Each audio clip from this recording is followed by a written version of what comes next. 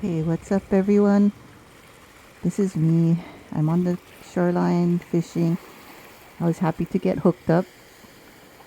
I walked down, felt something pull, and I was pulling it in, and I thought it was Hinalea, which I've been catching all the time. And when I brought it closer in, it just kept diving and diving, and I knew it wasn't a Hinalea.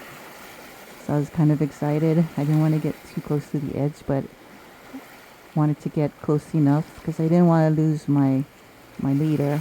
I only had a 8-pound leader, so didn't want it to get caught on the rocks and suddenly the fish disappears. So I'm patiently waiting, and it's consistently diving down. So I knew it wasn't a Himalaya or a humu humu, because the humu humu would shake its head when it's being brought in.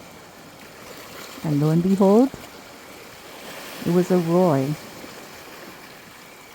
the biggest one I caught in a long while. The Roy is called a peacock grouper, and it can grow really huge. Unfortunately, we'll have to dispatch it because it is an invasive species. Hope you like my successful catch.